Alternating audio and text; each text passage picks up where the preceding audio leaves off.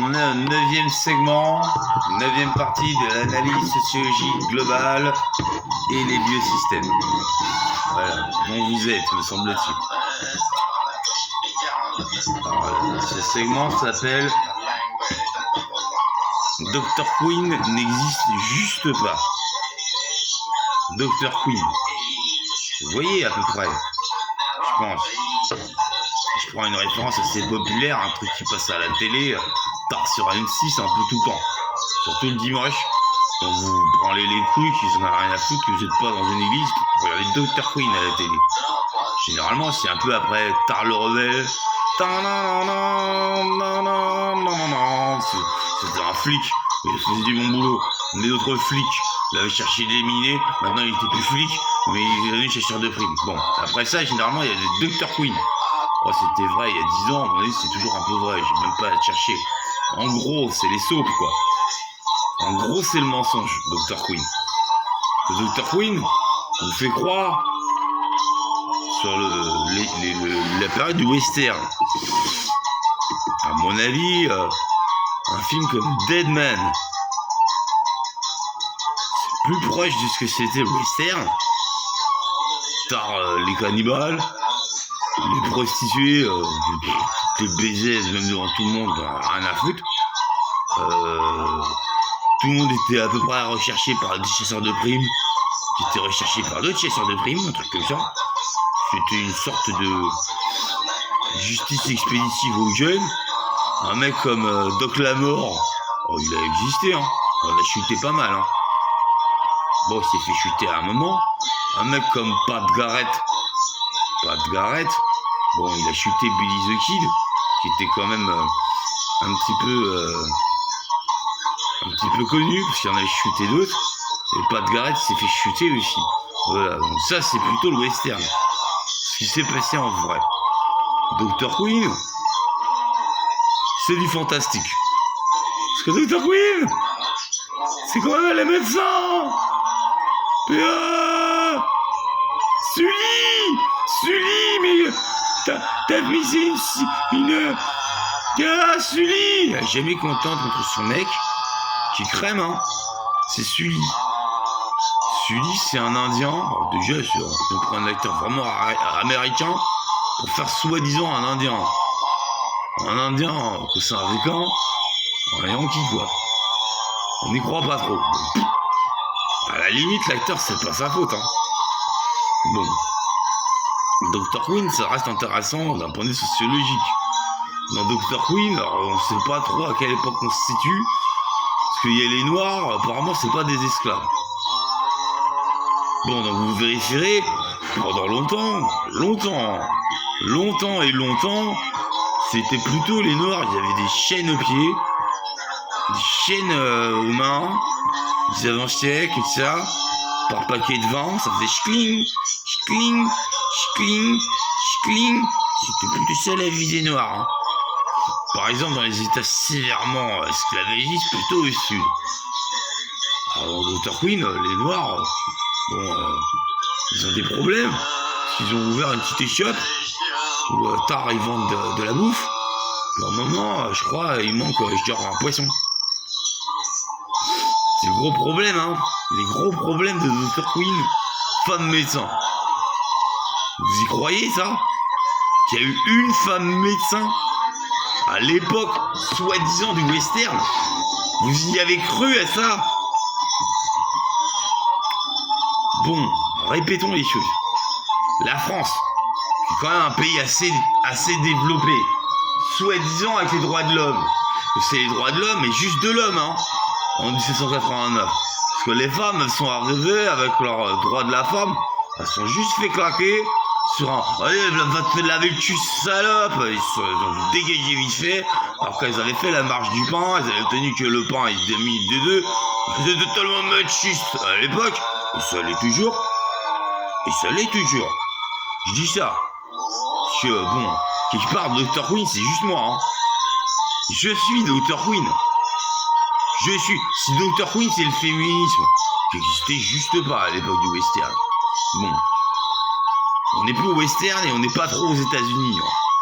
Même s'il y a quand même quelque chose comme Euronext, Vous vérifierez qui relie à peu près la bourse new-yorkaise, les États-Unis, la Fed, à la bourse française. En gros, on est aux États-Unis et le Grand Paris, c'est un peu les États-Unis aussi. Voilà, je vous la fais courte, ça c'est la vérité.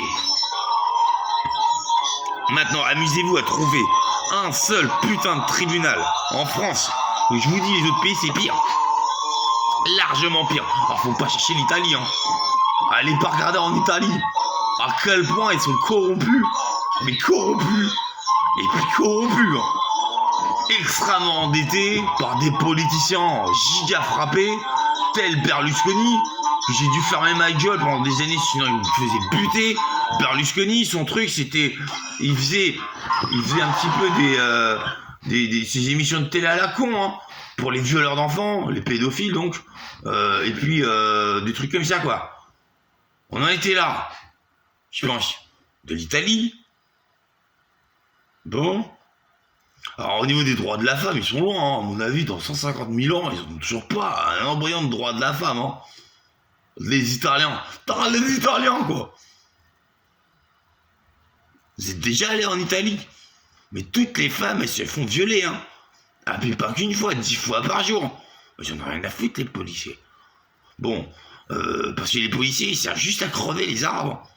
À la limite, c'est un avantage, que c'est les Arabes qui violent souvent les femmes. Bon, pourquoi pas? Le Berlusconi, donc, c'est le mec, il tartine 150 chaînes de télé avec le jeu des boîtes. Où il est le jeton? Alors, vous avez une pauvre boîte, à côté une autre pauvre boîte, tac, un plan au-dessus, où il est le jeton. Il est là, ou il est là. Là, vous avez les vieux, ils sont vieux, hein, aux États-Unis. Oh, pardon, en Italie, je crois rien, à peu près. Mais en Italie, le vieux, il est juste à 2 cm de son écran, il est tout seul, il n'a pas d'amis. Alors, il regarde, il est là, le jeton. Ah ben non, perdu. Il est à côté. Ça fait rien, on reprend. Alors ça, c'est pendant des heures. C'est ce qu'ils appellent des jeux télévisés.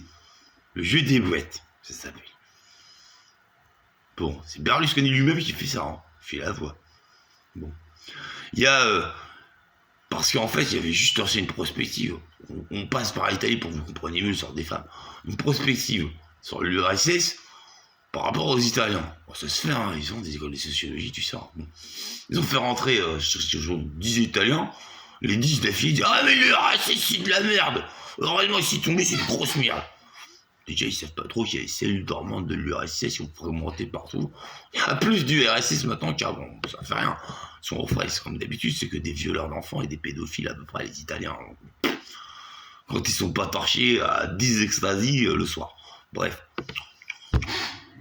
Alors, Berlusconi, il avait bien vu que 10 sur 10, là, il supportait pas l'URSS. Pour faire monter son altimètre, il faisait des strates de cadavres. Il n'avait quand même pas bouilli son gros cul chez l'URSS, il tuait des millions d'Italiens. Enfin, beaucoup d'Italiens, hein. Probablement des millions. Berlusconi lui-même. Et puis avec une steadicam, tac, sur un rail, il se filme les strates à cadavres. C'était pas celle de l'URSS, hein. C'était des Italiens. Je l'avais crevé. Maintenant que, bon, il est un peu parti, je peux le dire. Que vous êtes bouffé à des Italiens. Que la disent « Ah, mais l'URSS, c'était vraiment dégueulasse, t'as vu ça ?» Bon, c'était eux, hein, qui regardaient dans la télécaméra, c'est de la zootopie encore. Hein. Ils se regardaient, eux, les Italiens, crevés par Berlusconi, qui leur donnait avec quelque chose comme l'audience, le 10 mètres, tu sais, les parts de marché. Oh, bon, il avait absolument toutes les parts de marché avec Rai. Il n'y avait juste aucune autre chaîne de télé que Rai, en version 150, avec les boîtes. Les strata cadavres, c'était des Italiens. Hein. L'URSS, c'était pas trop l'Italie, vous vérifierez. Sinon, il y avait les programmes pour les pédos. Alors ça, c'était... Tar les bouffonnes. On les voit de dos. On va même pas faire montrer la gueule. Tar les bouffonnes. Ça raconte de la merde. Ouais, j'ai quelques notions en italien. Non, c'était vraiment raconté que de la merde. Je suppose que ça doit être excitant pour les pédophiles. Les violeurs d'enfants, quoi. Bon, elles ont 14 ans. Puis la caméra va un petit peu en dessous. Alors on voit leur chatte à travers la fente dans leur culotte à la con. C'est un vrai programme, hein. Enfin, ça passait. Sinon, c'était le fascisme. C'est pareil, hein. Parce qu'il avait versé une prospective. Même pas besoin de verser une perspective là-dessus. 99%, sur 100 Italiens, 99% ils disent « Ah mais c'était bien le fascisme. Je regrette, hein, ça. » Ils n'avaient pas connu. Hein. Déjà, ils avaient 20 ans, alors qu'ils connaissaient pas le fascisme. Mais bon, ça leur ressemblait bien, le fascisme. Des trucs genre... c'était un peu pauvre, quand même, sous le fascisme. Ça, ils savent pas, les Italiens. Eux, ils regardent juste... C'est des collectionneurs, hein. Ah, tous, ils ont 10 000 trucs de fascistes. Ah, vous voulez faire de la richesse. Faites vendeur de trucs de fascistes. En Italie, ah, ça va, hein. Vous mettez même 1000 trucs de nazis, hein. C'est pas trop les fascistes, mais en gros, les nazis, quoi. 1000 Totenkopf, vous les trouvez, hein. Il y a quand même des dizaines de millions de Totenkopf, une par, je sais pas, Gestapo, des têtes de mort, quoi, des nazis. C'est que vous en mettez 1000, 10 secondes plus tard, vous êtes riches, hein.